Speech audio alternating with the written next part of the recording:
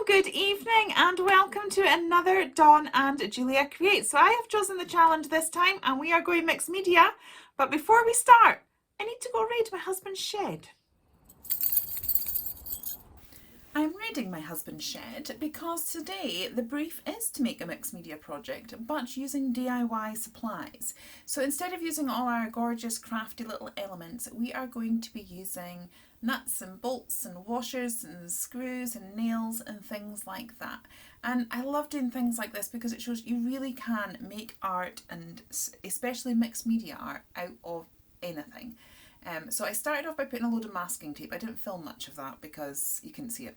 And now I'm putting some hinges, we've got some nails, washers, little hooks, anything that I could find that would be remotely interesting. But it's good to try different things. You honestly don't feel that you need to have all the gorgeous supplies to make things. The texture you can create with this is just gorgeous.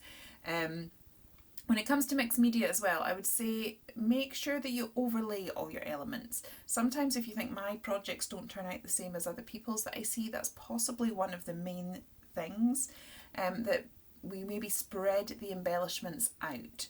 And especially when we've bought gorgeous crafty ones, it's maybe because we're a little bit nervous, we don't want to hide part of it because it's so pretty or we've paid a reasonable amount of money for it.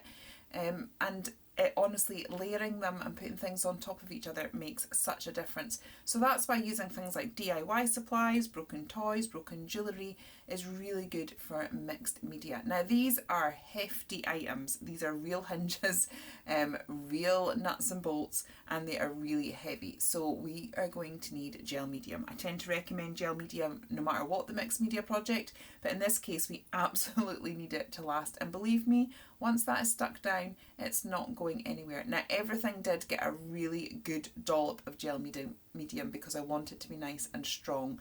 And then once I had it all stuck down, it did sit for about 3 days before I got to this stage where I started adding extra texture paste. It probably didn't need that long, but I was working on multiple mixed media projects at the time. And as I said, I wanted to make sure it was really stuck down beautifully. So this is the Pretty Gets Gritty marble paste. I love it when doing something like this with steampunk or anything like that because it gives a gorgeous rusty texture. So once all of that was dry, I went black. Did you guess that, Dawn? Dawn always guesses that I will go white.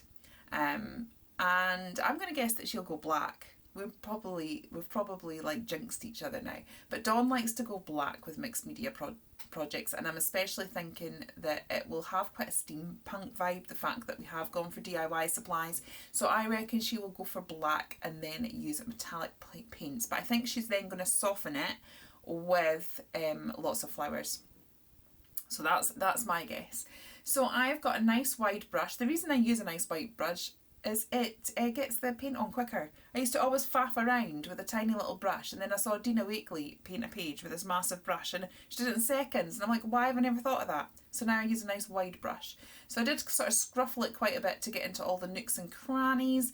Once that was done, I then painted all the edges. It's definitely worth painting your edges. And then once that had dried, I've got out the white gesso and I'm going to dry brush it. Now I did have issues with this, I'm not going to lie. This was a brand new tub of gesso and it's Pretty Gets Gritty gesso, which is slightly thinner than some of the others that I have used in the past. I really like 13 Arts, but you can't get it quite so much. And so I think I went in too heavy-handed, too quickly, but I was struggling to get the stuff off the brush. You can see me sort of keeping going in and sort of scraping it away. But we kind of get there eventually. And yeah, I am just sort of faffing away and trying to bring out all the textures. It's when you see that, look at that, the texture on that's fabulous. Okay, so the brief that I set for Dawn and I was kind of based on inspiration for this one. So this was a computer board that I upcycled. I can link to the video for this particular one.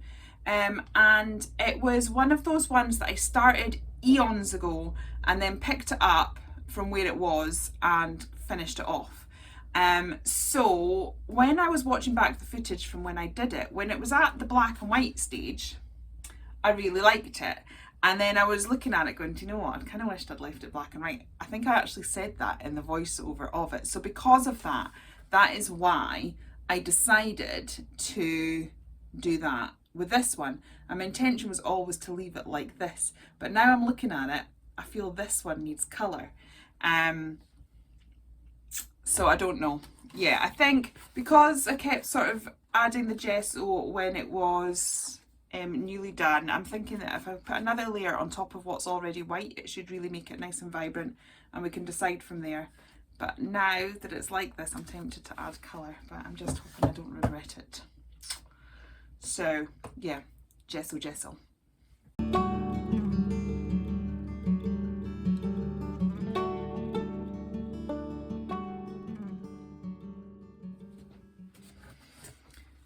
So I've added another layer of gesso, and as you can see, no difference. So we're going to go colour. I think I'm going to go with Dawn's principle. Dawn's principle is that if you're at the point where you're scared you're going to ruin it, then stop.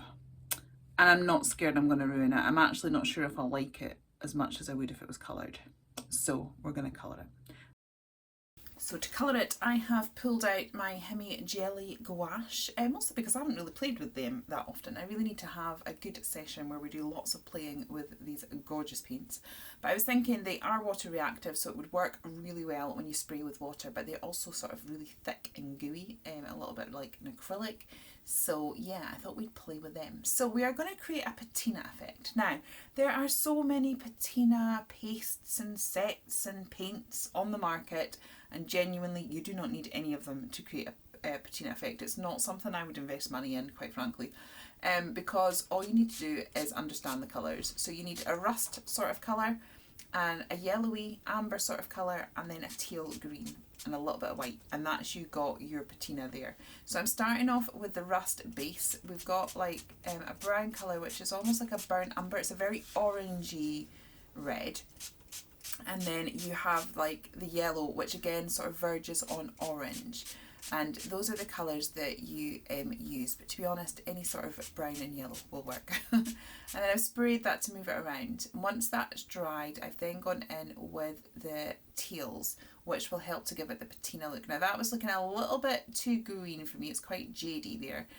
So I end up adding a little bit of blue over it and some grey as well, just to sort of knock that back. And I'm going over the various areas where we had the rust, and again we'll just spray that, let that move around, and it's when you get those teals and the rust colours mixing that you get the patina effect. So I'm definitely liking this a lot more than I did before, but I still have an issue with the whiteness of it. So I decided I need to pull out my acrylics because the gouache wasn't kind of covering the top. It was getting in the nooks and crannies, but it wasn't getting on the main texture bits.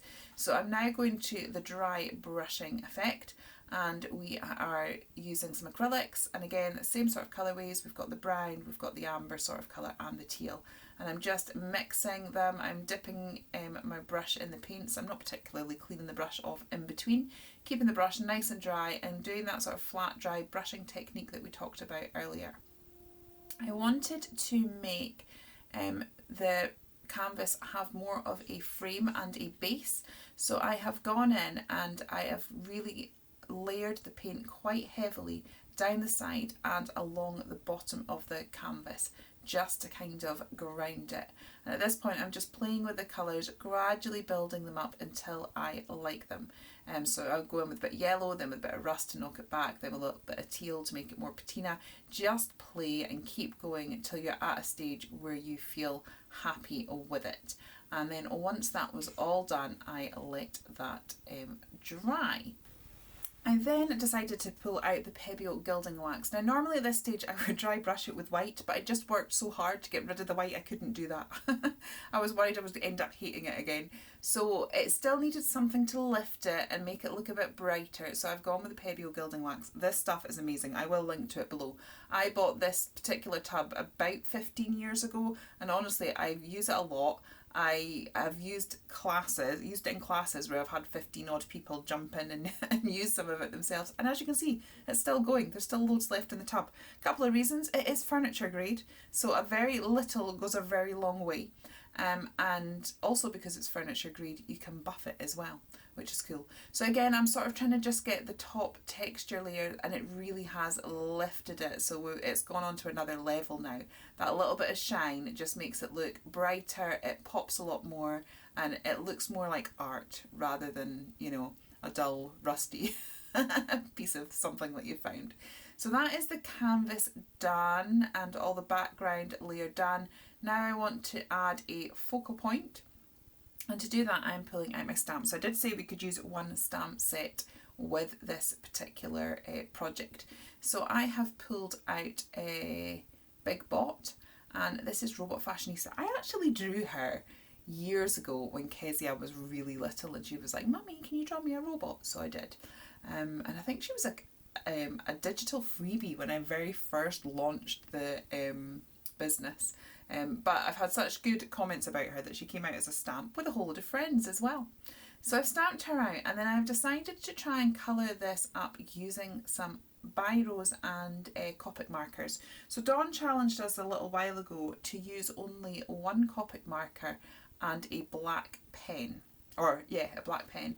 So yeah, and I actually was really happy with the results that I got with it. I did actually do the robots on that occasion as well.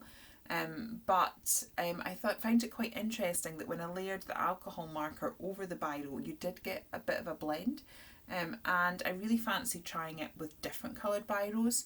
So this is what I'm doing here. I'm mixing up a sort of brown and orange and a little bit of pink as well, just to lift it. And now I'm going over it with my Copic markers. I only use 2 Copic markers, a sort of darker rusty tone, and then a really, really pale sort of flesh coloured tone, and just coloured over everything and allowed the biro to blend and move as I did it. To be honest, I didn't get the same sort of movement and bleed as I did when I used the black pen, but I'm still really happy with the results. So once she was all coloured up, we just fussy cut her out. If you want any tips on fussy cutting, do check with our Dawn. She is a professional fussy cutter. I quite often hire out her services. No, I don't. I just say how good she is. She's actually better than a brother scan and cut. It's really quite incredible.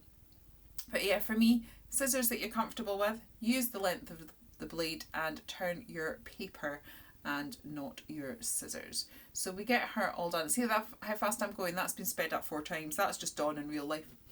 From this point on, I do quite a lot of work to marry the image and the canvas. So the little robot has turned out to have quite gorgeous copper tones, and the background has obviously got that gorgeous gold from the gilding wax. So you just see me with a gel pen there trying to add a few of the little details into the stamped images to try and make sure that they coordinate just that little bit better. Once I've kind of done that, we then get out the gel medium and stick all of the elements down. We do end up needing to use cardboard as well, obviously because it is a multi-textural surface that we are working on. Sometimes the area of adhesion isn't particularly big, it's only kind of resting on a tiny little bit. So in order to make sure that it sticks down properly, we need a larger surface to be able to stick the gel medium to. So we've just done that, and it just raises it to the front and makes sure that it sticks really well. Again, gel medium is the best for this. You do get a little bit of wiggle room, and it is going to adhere to all of those multiple surfaces. I honestly would use gel medium for everything mixed media as well. So once I get these little elements down, I wanted to add more copper tones, and I am using the Pretty Gets Gritty Whipped Mousse. This is on my website. In all honesty, I wanted to use souffle, but the souffles that match the best I've run out of. Although Craftbox UK has now closed down, Anna Hersom has actually started releasing craft kits again on her Facebook page. She does sell a few kits now and then on her Facebook group. So I'm hoping that, you know, one day she might think about doing the souffles again. You never know. So the good thing about this mousse is it's like a texture paste. It's also a metallic paint, and you can also thin it down, which is what I did there, and create a little wash to go over the robot. And again, we're just trying to marry the two elements, making sure that the background and the foreground look like they belong together. I'm also just trying to add a few pink tones because we've added a little bit of pink into some of the coloured images. So I have got this Love Souffle. This was a limited edition one, and I'm just adding very tiny amounts, sort of in the same area that I added the copper earlier, and that's just going to give it a little bit of a sparkle and a little bit of extra detail. But this is not what I had in my head when I started. I was going to go very, very monochrome, very dramatic look. And yeah, this is really, really different. I can't wait to see what Dawn has come up with. I know her husband is a big fan of DIY as well, so I'm sure she had gorgeous goodies that she was able to snaffle as well for her particular project. So please do pop across and check out what the lovely Dawn has done. If you love mixed media and would like lots more inspiration, I do have a playlist here that you can check out. So I hope you enjoy watching those, and I will be back with some more crafty goodness for you very, very soon.